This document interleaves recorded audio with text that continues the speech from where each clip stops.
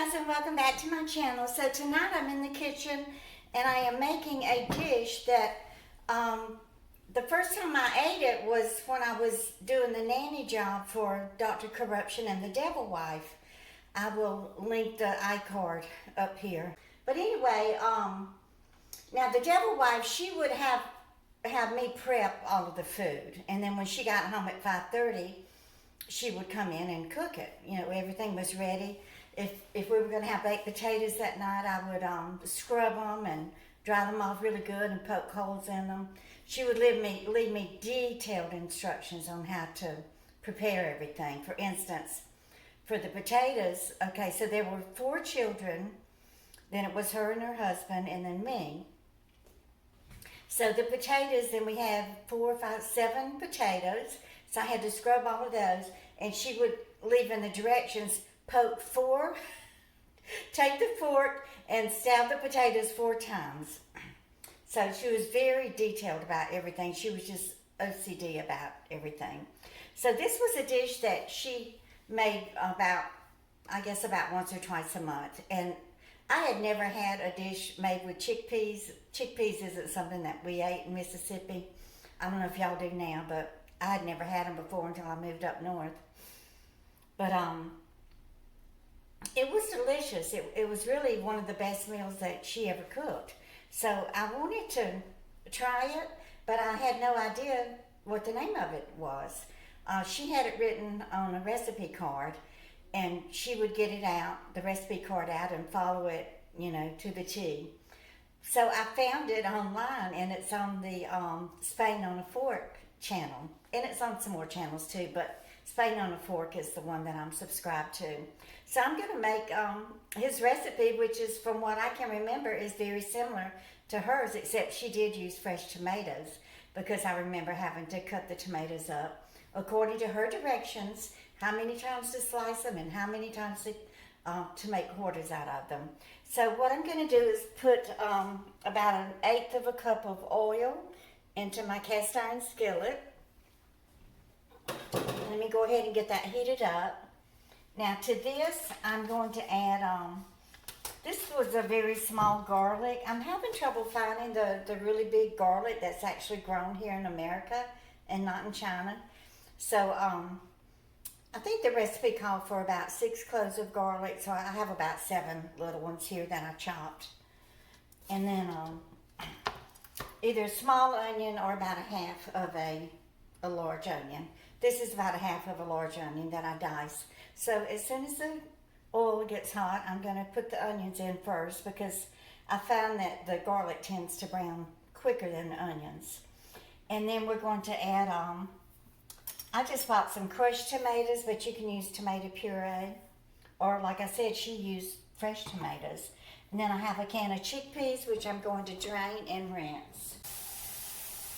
I don't remember the Devil Wife rinsing them, but this is the way Spain on the Fork does. So I'm going to follow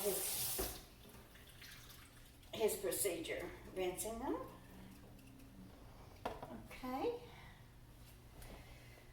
So the other ingredients are going to be a little salt and pepper. I'm not even going to measure that. That's just to taste. And then I have a 1/4 teaspoon of paprika, and then a 1/4 teaspoon of cumin, and then I have just a little bit of sugar just to remove the acidity. And then we're going to add a bag of spinach. You can use fresh spinach, but I have this in the freezer, so that's what I'm going to use.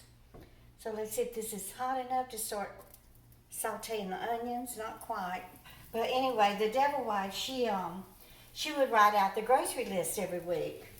And it was, she always shopped at this food market. I forget the name of the town. I guess it was over in Deal, New Jersey. It was called Food Town. So during the time in her life that she had the 4 children and she stayed home with them, she did all of the shopping herself. But after she went to work in her husband's office, they hired the nanny, and then the nanny was also the housekeeper and did everything, all the shopping, the laundry, everything. But she had memorized where everything was in the food town.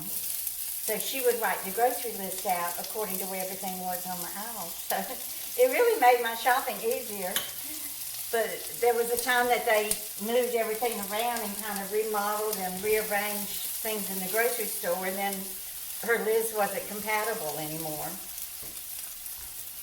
I've got to get my other tripod from Jill, y'all, so just bear with me with this one. This is actually the real tall one that I use when I'm filming over in the recliner. So what we're going to do, I'm just going to let these cook for a minute. Then I'll add the garlic to this, and the seasonings will actually go in with the onions and garlic. A non-stick skillet or whatever. Y'all, I am so, it's like I'm confused or something. It's been so long since I've been in the kitchen cooking with this injury that I've had.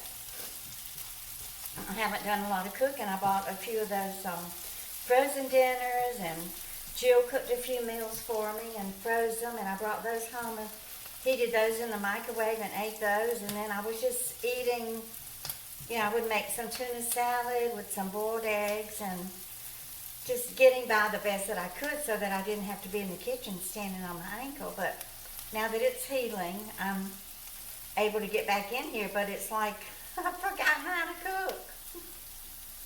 Oh, I'll remember it again pretty soon. So I'm going to go ahead and add my garlic to this and let these kind of saute for just a minute.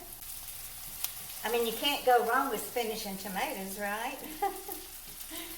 I know it's going to be delicious. I want to make, I can't pronounce it, the pasta fagioli. I learned how to make that when I had the nanny job with Dr. Suroy.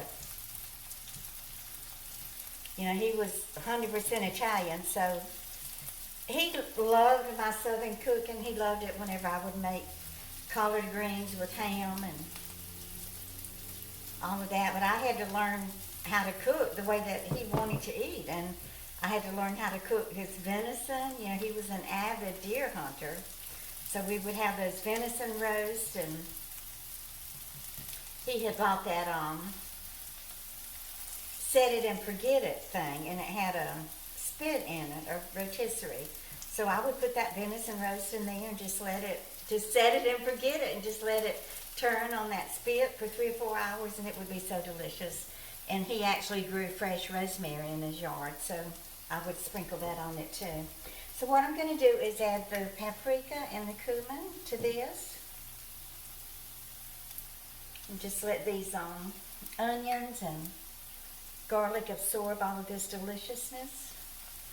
I love these little cups. They make it easier when I'm filming and cooking. But I'm so far behind on everything. Yeah, I was just in so much pain and so irritable that I just had to force myself to do the little bit of paperwork and things that just absolutely had to be done in the house. But I'm still so far behind. So I got to get busy and get caught up on all of that. You know, when you're in pain, physical pain, your brain doesn't work right. It's like all you can think of and concentrate on is the pain. And I found that, you know, happened to me very frequently. Y'all having to look at my gut instead of my face. I was really actually trying to get the camera down here on the stove, but I'm not doing a very good job of it. So the next thing we want to add is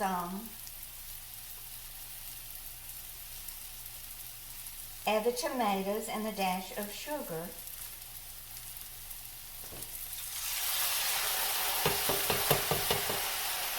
Tomatoes. I think that's enough sugar. It doesn't need a lot. And we're just going to let this cook for a second, and then we will add the spinach, and then the chickpeas will be last. Ooh, I got the onions and garlic kind of brown, but We'll do like Martha Stewart does and just call it mahogany. Okay. So I'm going to let this heat up a bit. I always like to rinse my cans out before I put them in the garbage. Helps eliminate odors emanating from your trash cans. Okay, so I added the tomatoes, add the spinach, and then cover it and let it cook for 2 minutes. 1 can of tomato puree or diced tomatoes, 4 cloves garlic and half onion diced, paprika, cumin,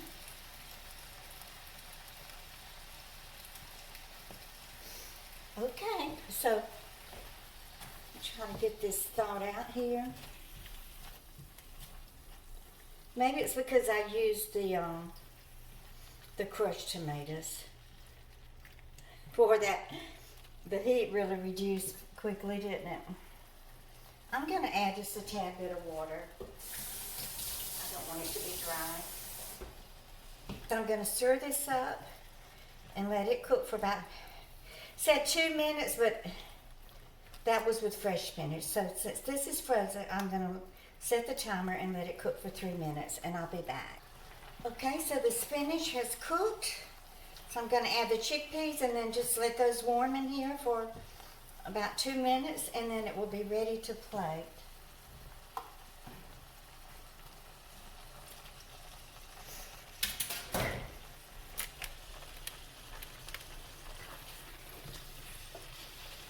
Okay, I'm just going to add a little salt and pepper. I'm not measuring this, you just add it to however your family likes it. I love a lot of pepper, so there we go.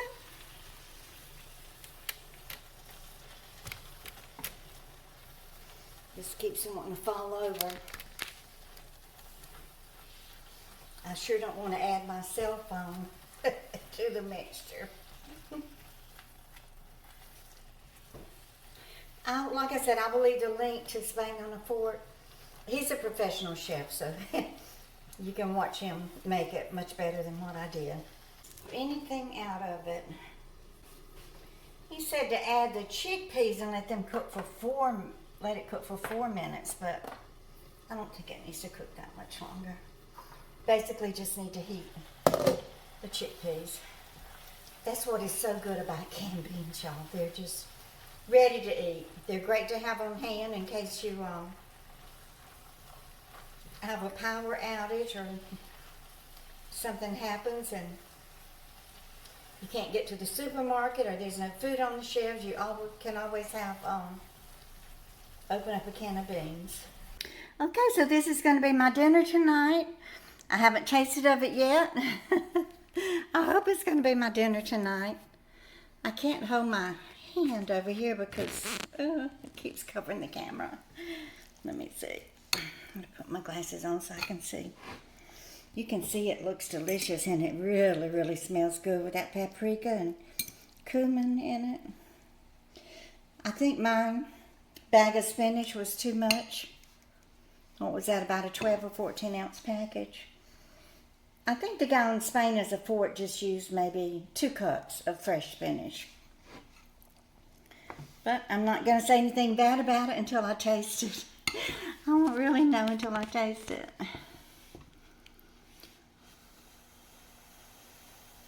But I don't remember the Devil Wife cooking anything to go with it. This was our main meal. You know, I guess you don't really need chicken or any kind of meat or pork or anything to go with it because the chickpeas have plenty of protein in them.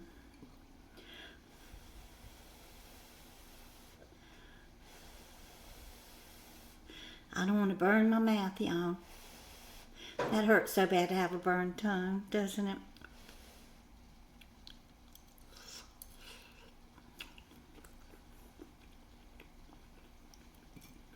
Mm.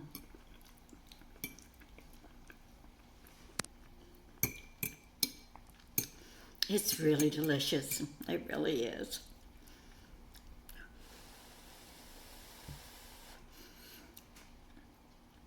You know, if I make it again, I think I'm going to use that same bag of spinach but I'm going to add maybe two or three fresh tomatoes, because when the Devil Wife made it, it had the fresh tomatoes in it, and I really, really liked it. So it's okay with these crushed tomatoes, but I liked having those tomato quarters to chew up with the spinach and the chickpeas. With the garlic and onion, with that paprika and cumin, it's delicious, y'all.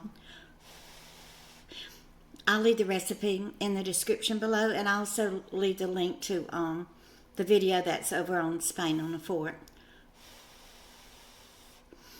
And that guy has a lot of good recipes. He's a really good chef.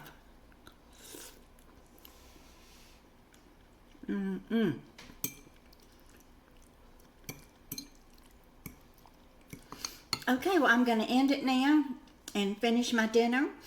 And don't forget to give me a thumbs up and share. And if you're just passing through and haven't subscribed yet, I would love to have you join my YouTube family.